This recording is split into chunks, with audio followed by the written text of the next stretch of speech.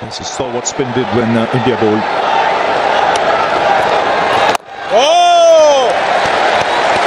But a very good power play for Pakistan. 36 for 3. Pakistan were 46 for no loss, and this is India's lowest in this tournament. Previous 6 games they crossed 60. Swept and swept well. Splits the field. So this is the difference between the Pakistani middle order and Tilak Verma's shot. That was controlled. He knew what he was doing. He didn't plan it before. The minute he saw the ball released, he realized it's the leg break. It's going to come into me, and he played beautifully between square leg and mid-wicket fielder for the boundary. You just can't go slog sweep against the mystery bowlers. It's literally next to impossible. Maybe 1 off 6, yes. Yes, and on a track like this, you've got to think of rotating the strike as well. It's not all about boundaries and sixes. Those 1s and 2s help you build it. And credit to Kuldeep Yadav. He went for 29 for 1 in his first 3 overs, and then he came back, got 3 for 1 in his 4th over because of the shots Pakistani middle order batters played against him.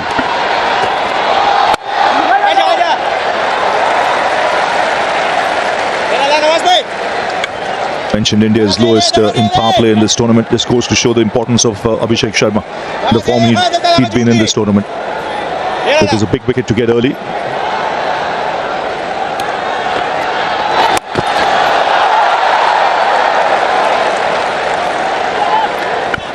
So far so good for Nawaz. Only 5 runs conceded in this first over. We are into 7th, 1 ball to go.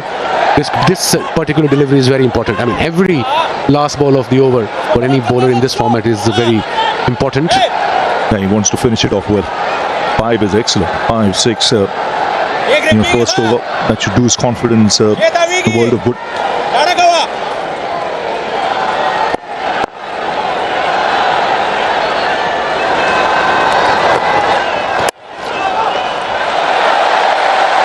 So tidy over, just 6 of it, 7 gone, 42 for 3. Depends what sort of length he'll be bowling at, and of course we've seen so far the slow balls, the variations are very, very important. What you don't want from Haris is get a couple of bad deliveries. And he's got to target the stumps back of the length. I think that won't be easy to put away. And batter has to take a risk if you're bowling back over the length and just within the stumps and couple of variation, couple of deliveries. Don't be predictable as a fast bowler. He's quite experienced, no doubt. One of the most experienced bowlers in Pakistan T20 cricket team.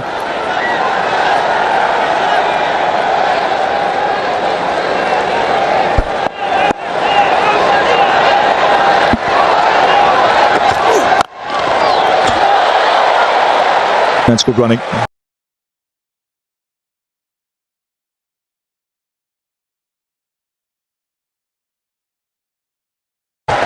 But the line good, line and length is what his captain would expect.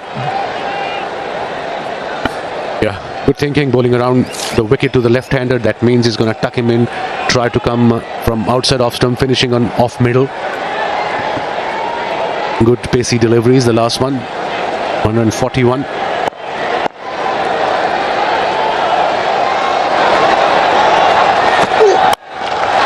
Oh, nicely put away.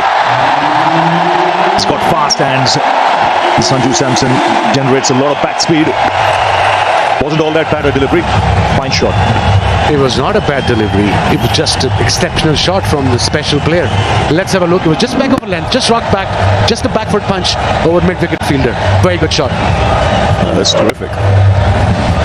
He's back in his crease.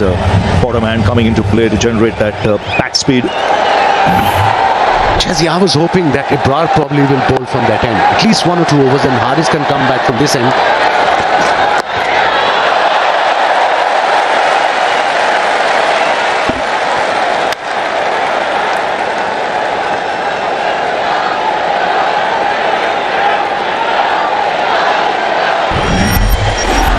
So just settling things a little bit, this partnership. 29 from 22 after India lost 3 wickets quickly. With 20 for 3. But this partnership is building up nicely. They both have very dangerous player, match winners in their own right.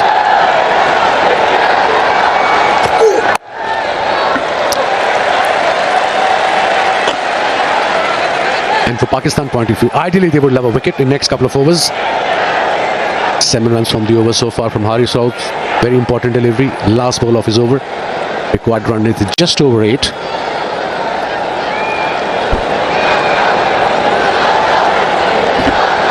Electrifying atmosphere in at Dubai International Stadium. Pack house. And there's tension around the ground as well. That kind of a match. 7 of the over after 8, 49.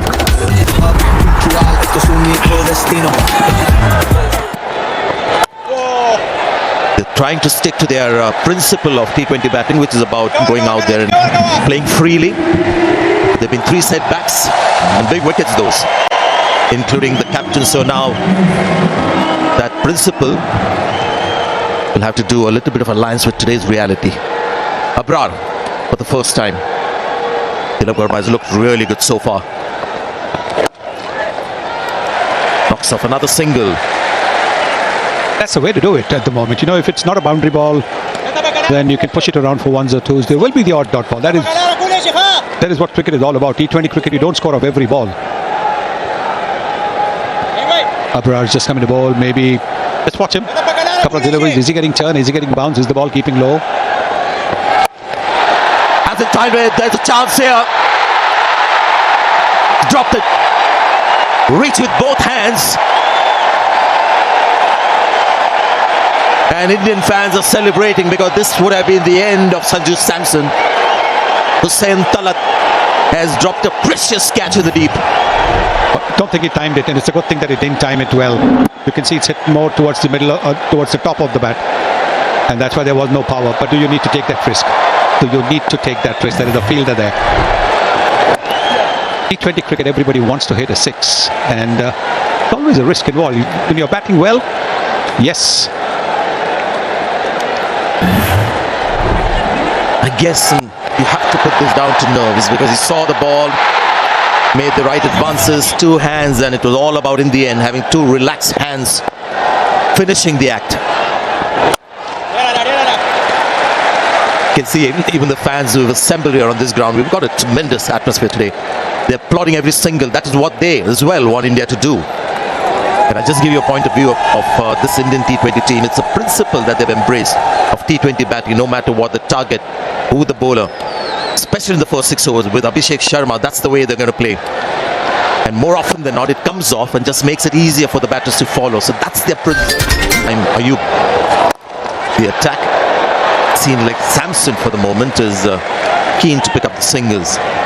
But the big shot is sort of always there lurking as a very strong instinct for all these modern day batters. Yes, same Ayub mixes it up, doesn't get the ball to turn too much. I think today for the first time there is a little bit of dew as well. All these days we've seen very little evidence of dew, but you can see the fielders are slipping when they're chasing the ball towards the boundary. The outfield's wet. Somewhere I think the bowlers are lucky that on the pitch when they're bowling the slower balls, the balls are gripping. It's not really coming onto the bat. Maybe that might change in a little while as the dew gets stronger. The record here in Dubai is the pitch just gets better batting second, but we haven't seen signs when the spinners have bowled or the seamers have taken the pace off.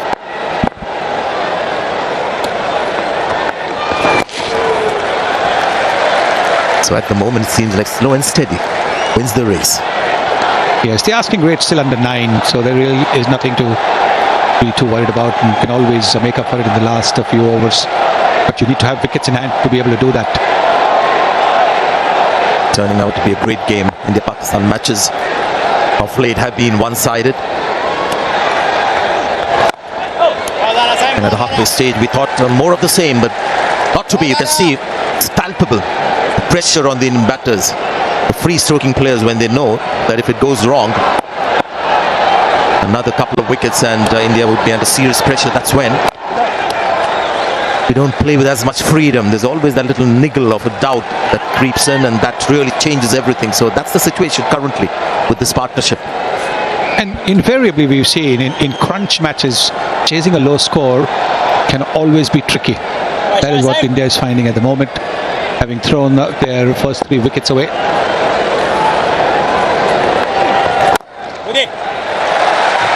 Good start to Simon. Collins Premala. And Abrar will be hoping he can do the same kind of stuff that Varun does for India.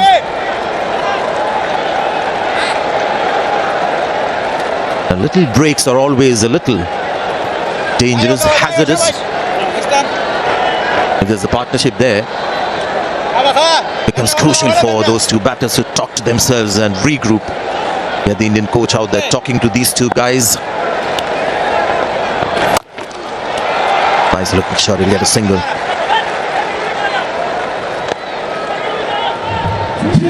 The coach would have told them perhaps to keep going, not to take unnecessary risks. Don't miss out on scoring opportunities. Run the first run hard so you create an opportunity for the second run. It was a very intense talk that was happening with the Indian coach and the two batters. The Indian camp is slightly worried. I don't think Pakistan have put them under this kind of pressure for a long time, and they're feeling it tonight because there's so much at stake tonight. They may have beaten India or Pakistan few times, but this is the night that matters. There is Gautam Gambhir with the two batters. I like how Arshdeep Singh is just keeping his distance and just listening. Flighted ball, and it's flat batted, and that could be a six. And that's a terrific shot. Tilak Varma has been one of India's best batters in this DP World Asia Cup, and we're seeing why. And this is a very good shot because he's hit it between the fielders as well. When he's hit it, he knows there is a fielder at long on. He knows there is a fielder at deep mid wicket. He's hit it between those two. And there's the sense that we were talking about after a six. The next ball has been hit for a single. That boundary, the sixth came after 17 deliveries for India. It's a good connection as well. See, no chance for those fielders. No chance. Well away from those two fielders. Just a quick shot. He's the guy who finished against Pakistan as well, Tilak Varma. And now we have Sanju Samson, who's got the big game and taken a little longer, but now we see Sanju Samson bat with a bit more maturity, plays differently as per the situation. Now this is Tilak sweeps versus spin. He can go lofted high towards mid-wicket, and he's one of those Indian batters who likes to go the other way as well. It's not something that he finds something that is unorthodox. It's very much part of his DNA, the reverse sweep.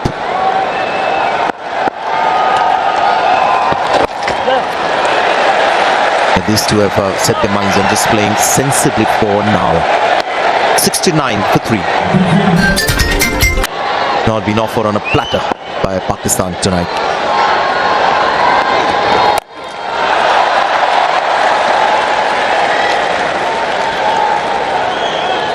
Interesting career with Tilak in his first 16 innings, average of 33.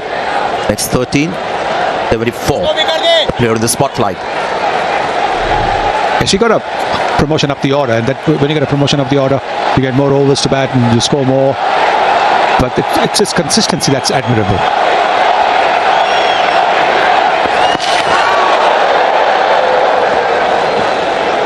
Had a great atmosphere against that match India-Sri Lanka. A lot of people turned out to be a super game with a super over as well. But tonight, this is unmatched what you're watching, and they're so involved in the game. They're sort of cheering the bowler as he runs in. A dot ball is being cheered. Oh, good shot, but he got to find the gap to make the crease in time. 2 dot balls.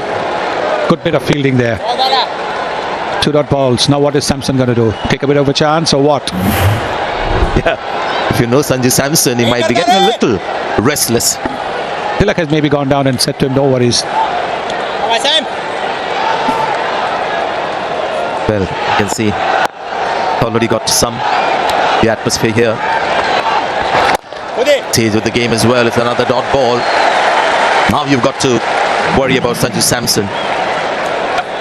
Yes, he's walking away, trying to take some deep breaths. Plenty of overs left.